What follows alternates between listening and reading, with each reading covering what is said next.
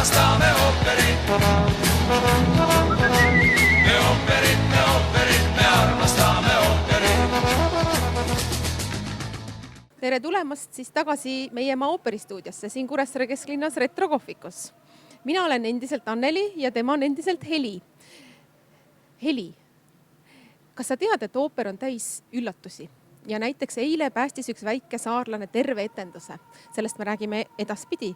Aga kas sul on mõni lugu pajatada?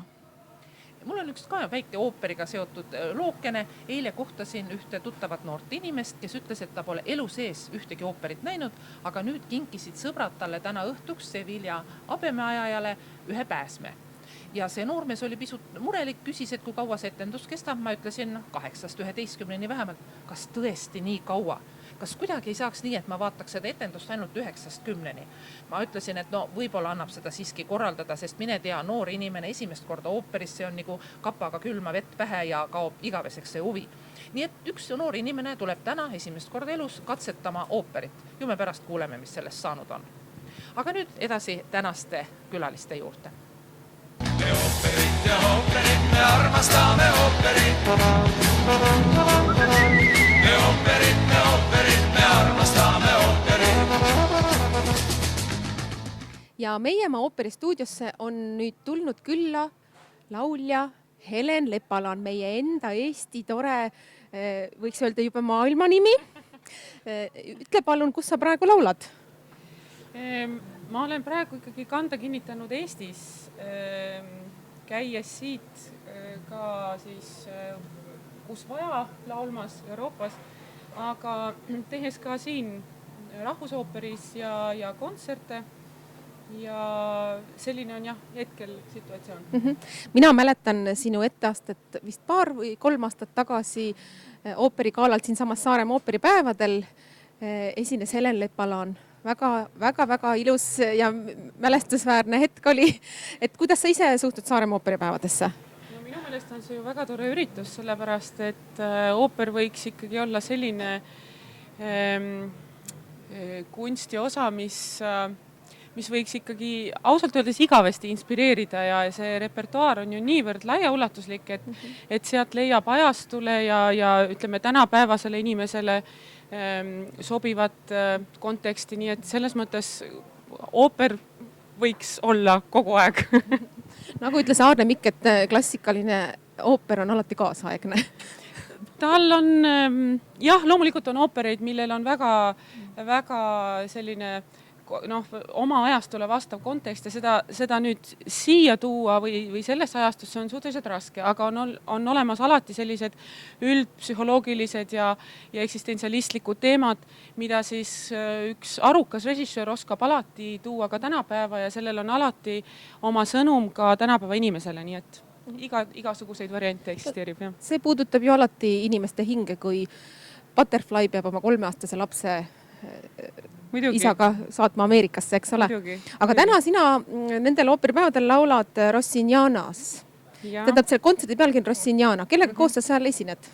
Meil on olemas Keelpilli kvartett ja kes siis Rossini kammermuusikat, instrumentaalkammermuusikat esitab ja meie Kristel Pärtnaga ja Martti Raidega esitame siis sellist Rossini salongi muusikat, mis on kirjutatud siis tema hilisematel eluaastatel, kui ta juba Pariisis elas ja oma gurmaanlust väga suuresti aretas ja nende salongi õhtutele kirjutatud muusikat me siis täna laulamegi. Nii et see on selline väga huvitav tema hilisema loomeperioodi looming ja selline väga šarmantne, ma ütleks, see on üks sõna, mis sinna väga sobib. Kas sa oled kuulnud sellist asja, et Rossini oli natuke looder ka, et tema ooperi kirjutamise kiirendamiseks pandi ta ühte ruumi kinni ja vahetati noote toidu vastu. Kas see legend peab paika? Ma ei ole sellest legendist küll kuulnud, aga kui tema muusikat kuulata, siis tihtipeale mina kuulen seal küll näiteks sellist visioon tekib, et nagu oleks vein klaveri peal või kuskil tuleks suurepärast pasta roa lõhna või et tegelikult tema muusikas on selline külluslikkus ja selline nautlevus ju kirjas ja see on teada ka, et Rossini nautis elu igast aspektist ja nii ju peabki olema. jah, võib-olla sealt areneski tema suur huvi toidukultuuri vastu, mida saab nautida ilmselt laupäeval. Just. Ja. Aga mul on siin laua peal üks aksessuaar. Kas sa avaksid selle?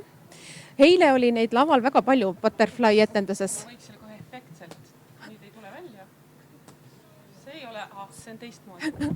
See ei ole flamenco lepik, ja, et sellised aksessuaare tuleb laval, eks ole, ikka tegelaskuju ilmestamiseks kasutada, et kas vahel on juhtunud, et paika pandud lehvik asub hoopis lava teises ääres? See oleneb teatritest erinevalt, sest et mõndades teatrites on kohe need aksessuaarid on täpselt seal paigas, kust inimene lavale tuleb. Mõndades teatrites on nad lihtsalt aksessuaaride laua peal või siis sellise tehnilise laua peal ja see laud tuleb kõigepealt üles otsida ja mõnikord, kui läheb meelest ära, kus see laud on, siis juhtub igasuguseid äpardusi. Mõnikord minnakse ka ilma siis mingisuguse väikse detailita lavale. Aga tavaliselt, minuga ei ole väga juhtunud selliseid asju, kuigi on ju kurikuulsad viimased etendused näiteks selles projektiteatrites, kus on seal 15 etendust ja viimasel etendusel on teinud lavatöölised igasuguseid võimalikke ja võimatuid trikke. Küll ma olen leidnud sellise roti topise kraanikausist, kui oli köögi ehitus ja igasuguseid asju niimoodi, et sa nagu kiljuma ei saa hakata, sest et viimasel hetkel tuleb meelde, et see ei ole tavasituatsioon. Aga selliseid nalju visatakse, aga tavaliselt juhtub see viimasel etendusel, kus siis lavatöölised elavad välja oma fantaasiat. Lavatöölised hakkavad ka lõbutsema. Just nimelt, viimane aeg. Viimane aeg. Nüüd on selline lugu, et ikka tuntakse huvi primadonnade kleitide ja väljanägemise vastu. Nii. Et kõik me teame, et primadonnad laulavad alati hästi. Aga et kuidas kleitide vahetamine või kui mitu korda tohib üldse ühe sama kleidiga lavale minna? Võib-olla ma ei ole kõige õigem inimene selle kohta küsimaks, aga sest esiteks ma ei leia, et kõik primadonnad alati väga hästi laulavad. Ja siiski kleit ei laula. Aga see on muidugi, kuidas mul üks õpetaja ütles, et häälega on vahest nagu on, aga siis on vähemasti midagi vaadata. Nii et sellest aspektis, sellisest huumori poole pealt, et võiks tõesti midagi olla vaadata. Nii et see on nüüd väga individuaalne, on selliseid tagasihoidlikumaid lauljannad, diivasid, primadonnasid on sellised, kes tõesti kogu see aur läheb nende väljanägemise ja kleidi valiku ja aksessuaaride peale ja muuga on nagu on. Ka sellist asja on ette nähtud. Kõik on elus ette tulnud. Nii et mina ei oska öelda. Vastavalt ma proovin ikkagi lähtuda sellest, mida lauldakse, mis stiilis, et sellest lähtuvalt siis see kleidikene või riidease. Jah. Järgmisel aastal me näeme õnneks sind taas, aga täiesti huvitavas produktsioonis. Ülo Griguli uus ooper, Luigeluu linn. Et kas sa oled saanud juba partituuriga tutvuda? Jaa, mul on olnud selline, võib-olla see on ainukene võimalus olla heliloojaga ühenduses või siis vahetuskontaktis ooperi loomise ajal. Ja seal kuulata ja isegi on tekkinud mingisugused keskustelud ja seal dialoogid, et võib-olla isegi siin võiks nii ja siin võiks naa. Nii et ma olen hästi natukene selle loomeperioodi sees olnud ja see on fantastiline kogemus ja ma leian, et see aimu, mis ma olen sellest ooperist saanud, see on väga-väga huvitav ja see on väga tore ja jällegi väga selline universaalne mõte on sellel ooperil, nii et ma loodan, et sellest tuleb üks väga vahva ja väga huvitav produktsioon. Jääme seda väga huviga ootama, nagu ka täna õhtust Rossiniana kontserti. Ja nüüd lõpetuseks ma tahakski sulle soovida ilusat ooperipäevade jätku. Sa nüüd alles eile küll saabusid, aga oled sa kuulnud, et on meil Lossihoovis ooperi järgselt kesköösalong avatud? Olen kuulnud. Kuidas sa suhtud üldse sellisesse big-bändilikumasse muusikusse. Samal ajal muideks panen ma endale peale ehted, sest me tahame kuulajatele ka näidata, kuidas seal kesköösalongis ka oli. Ikkagi ühes korralikus kesköösalongis on ju ka ehted inimestel, Absoluutselt. mis säravad. Et kuidas sulle meeldib big-bändi muusika? Minule väga meeldib big-bändi muusika, sest minu esimene selline kirg oli üleüldse džäss ja blues, sest ma mängisin saksofoni. Ja ma vaikselt teen oma lõbuks, laulan ka selliseid 30. aastate Ella Fitzgeraldi ja selliseid laule. Nii et minule väga meeldib selline stiil ka. Vot, missugune üllatus nüüd välja tuli. Saksofoni mängija Helen Leppalan. Ja siit me lähemegi nüüd vaatama, mis toimub kesköösalongis. Aitäh, Helen! Palun! Me ooperit ja ooperit, me armastame ooperit. Me ooperit, me armastame ooperit. Ja nüüd me oleme tulnud kesköösalongi, mis on sel aastal Kuressaare lossi hoovis. Lähme vaatame sisse, kes keerutab jalga ja kes naudib Estonian Dream Big Bandi esinemist pärast klassikalist ooperilavastust Madama Butterfly. Kuidas on üldse läinud Saaremaa ooperipäevad? Küsime Kertu Orrolt, kes on Saaremaa ooperipäevade tegevprodutsent. Tänan küsimast, väga hästi on läinud Itaalia ooper eriti täis üllatusi, et me siin omavahel oleme teinud natukene nalja, et itaallaste uskumatud seiklused Saaremaal, aga väga hästi on kõik läinud, et oleme rahul ja kui me nüüd oleme näinud, et publik on ka rahul, et siis me oleme veel topelt rahul. Jah, täna oli väga põnev Madama Butterfly etendus just selle poolest, et ootamatult ilmus lavale üks vahva blond poiss, kes on kuuldavasti kohalik Saaremaa laululind. Räägi, Kertu, kuidas see juhtus? No see juhtus niimoodi, et algselt oli plaanis, et lavale ilmub täiesti brünett Itaalia poiss, 5-aastane. Ja olles korduvalt küsinud itaallastelt, et kas teil ikkagi Madame Butterfly poeg on kaasas, siis nad korduvalt kinnitasid, et jah, muidugi, meil on poiss on kaasas ja kõik on hästi. Ja kui ma käisin neil lennuki vastas, siis kui lennukist astus maha üks põlvepikkune mehike, siis oli minu süda rahul, et ei lähe samamoodi nagu grusiinlastega 2 aastat tagasi, kui selgus 2 päeva enne Madame Butterfly etendust, et oi, aga meil läks meelest ära, et meil on ju Madame Butterfly poega ka vaja. Minu süda oli rahul ja toimetasime oma kõiki toimetusi siin edasi, kuniks tehti esimene Madame Butterfly proov. Ja siis pisikene 5-aastane Itaalia brünett poiss läks proovi ja pidi seal siis mängima stseeni enda emaga, kes on siis jaapanlanna. Ja siis olles seda seal paar minutit siis proovinud, hakkas poiss ühtäkki nutma, ütles, et see ei ole minu ema, ma ei taha siin olla, ma ei ole nõus lavale minema. Ja põhimõtteliselt nii läkski, et poiss täiesti kategooriliselt keeldus, ütles, et mina lavale ei lähe. Siis see oligi siis 2 päeva tagasi, õhtul kell 8 helistasid murelikud itaallased, ütlesid, et tead, et ikkagi meil on selline mure, et meil oleks vaja leida Madame Butterfly poeg. Aga väga ära see ei ehmatanud, sellepärast, et ma teadsin, et Saaremaal on olemas selline tore poiss nagu Oliver Leppik, kes meid aitas 2 aastat tagasi grusiinidega hädast välja.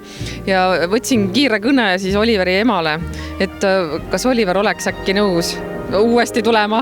Ja Oliveril on ju roll selge. Oliveril on roll täiesti selge, kuigi lavastus on natukene teistsugune ja liikumised teised, aga Oliver ei võtnud üldse kaua mõtlemisaega ja ütles, et jah, muidugi ma tulen päästan teid ära. Et selle üle oli meil tõeliselt hea meel ja täna nähes, et kuidas Oliver, ütleme, poole teise prooviga selle enda rolli tegi, et see on lihtsalt uskumatu, kui tubli Saare väike mees siin kasvab, et suur tänu Oliverile ja tema vanematele muidugi. Ja seda südant soojendavam oli kuulda, kuidas jooksis Oliver laval ja hüüdis ema. Tõesti oli seda südant soojendav väga kuulda, et jah, oli. Nii, aitäh, meie jätkame siit Opera Royalist kesköösalongist peoga koos Kertu ja Eeriga.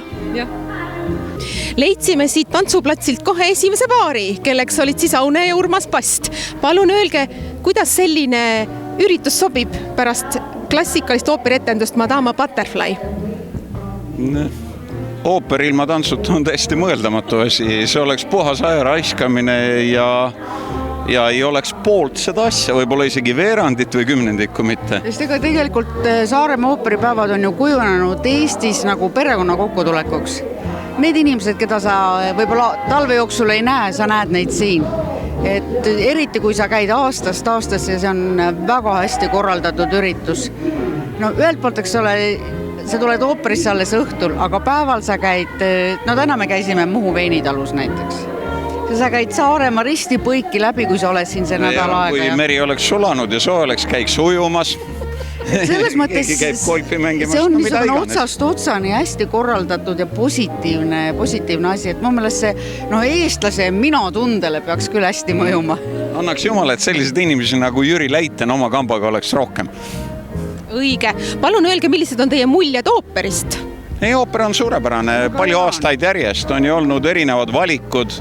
No Itaalia häälekool nüüd sel aastal, mis oma duettides ja ansamblilauludes kõlab ju suurepäraselt. Saali ehitatakse muudkui suuremaks ja suuremaks, ridasid ja istekohti reast tuleb juurde ja ikka on täis, kõik ei ole kuskile pileteid saada. Mida sa siin tunned ennast üli hästi? Et eelmise aasta Madame Butterfly mulle tundus, et see oli natuke eelmisel aastal oli.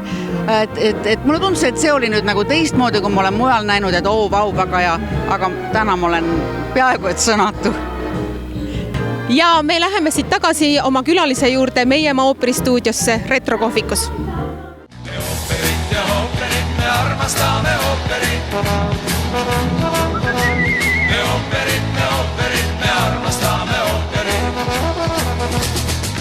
Tere tulemast meie stuudiosse Kultuuriministeeriumi kantsler ja Eesti Kontserdi nõukogu liige Paavo Nõgene. Tere! Kui tihti oled sina üldse külastanud Saaremaa ja ennem seda Kuressaare ooperipäevi?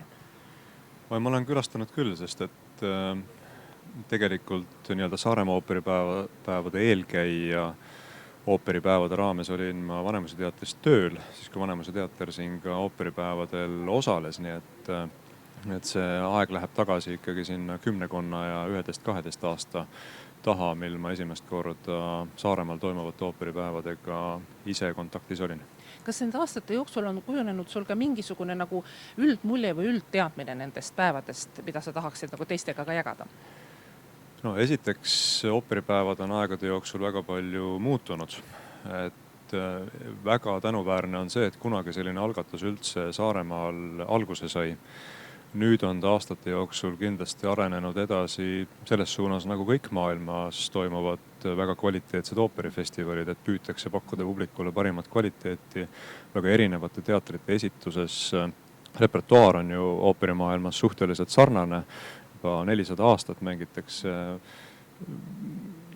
peaasjalikult ju samu teoseid kõikjal maailmas, vähe on uudisteoseid, kuid Saaremaa ooperipäevadel järgmisel aastal ju ka neid, ka Eesti uudisteosed esitamisel, et ma arvan, et Saaremaa ooperipäevad on, esiteks on nad unikaalsed selles mõttes, et nad toimuvad väga kaunis paigas, Kuressaares. Ja teiseks see, et kvaliteet on ikkagi aastate jooksul tõesti täiesti võrreldaval tasemel kõikide muude maailma ooperifestivalidega ja Kuressaarde tullakse kokku nii siis professionaalsete teatrite poolt esinema kui publiku poolt üle maailma. Kas vahel on sul tekkinud ka mõte ja eriti praegu ministeeriumi töötajana tahavad võib-olla hüpata seal väikses Kuressaares üle oma varju, et seda kontserti või neid ooperipäevi võiks ju korraldada hoopis kuskil mujal, mitte nii väikeses kohas? Ei, sellist mõtet kindlasti ei ole, sest et ma arvan, et Kuressaare ja Saaremaa ja see, et ka Eestis elav, mandril elav inimene peab siia tulema, on omaette rituaal ja see, et Saaremaal toimub selline ooperifestival, ma arvan, on Eesti mõistes väga õige lokatsioon ja mis seal salata, selliste ooperipäevade või kultuurisündmuste toomine erinevatesse Eesti paikadesse on ikkagi ääretult oluline ka sellele piirkonnale, nii nendele inimestele, et nad tunnetaksid ja neil oleks võimalik saada väga kvaliteetsest professionaalsest kultuurist osa oma kodupaigas või võimalikult lähedal sellele. Ja teiselt poolt ka majanduslik aspekt kõikidele ettevõtetele, kes siin tegutsevad. Et kultuurisündmused on turismi üks väga oluline osa ja aitamaks kaasa ka seda, et Saaremaal tegutsevatel ettevõtetel läheks hästi, siis on Saaremaa ooperipäevade toimumine just siin ja väljaspool pealinna või Eesti suuremaid linnu väga õige paik. Kas sinu kõrvu on jõudnud ka sellised kurtmised, et just kohalikud elanikud ütlevad, et no tulevad siia meie õue peale nagu ässama, meil ei ole seda raha, et ooperit külastada. Pilet on seal kuni 60-70 eurot. Samas on ju fenomen, et ooper on välja müüdud. Jah, eks see piletihind on alati teema, et ma tean, et tegelikult ooperipäevade raames on tehtud ka saarlastele erinevaid soodustusi läbi aegade ja on ju olnud ka võimalusi soodsamalt ooperit külastada. Ja ooperipäevade ümber on ju tegelikult programm oluliselt laiem kui ainult see, mis toimub suures ooperimajas, siis Kuressaare lossihoovis. Aga eks see piletihind on teiselt poolt jällegi see, et see üritus oleks või ettevõtmine siin jätkusuutlik, et kui see piletihind oleks oluliselt madalam, siis me ilmselt täna ei saaks rääkida nii pikast ooperifestivali või ooperipäevade traditsioonist juba Saaremaal, et ooper ja sellise festivali korraldamine vajab finantse, siin on väga suur avaliku sektori toetus tegelikult, siin on väga suur erasektori toetus, mis on väga tänuväärne, aga paratamatult piletitulu on üks väga oluline osa sellest, et need ooperipäevad siin kvaliteetselt väga heal tasemel toimuda saaksid. Kui suur toetus on Kultuuriministeeriumi poolt? Eesti Kontsert on Eesti Vabariigi poolt asutatud sihtasutus ja olles ise nüüd nõukogu esimees Eesti Kontserdis, ma tean, et Eesti Kontsert avaliku sektori vahendeid panustab siia pea 250 000 eurot iga aasta. Võib-olla isegi mõneti natuke rohkem, sest et me ei räägi nendes numbrites konkreetselt nendest töötajatest, kes igapäevaselt Eesti Kontserdis töötavad. Aga Saaremaa ooperipäevade eelarve on 700-800 000 euro vahel iga aasta, see on väga suur hulk raha ja üldiselt see jaotus umbes nii on, et 1/3 piletitulu, 1/3 avalik sektor ja sinna juurde siis ka erasektori toetajad.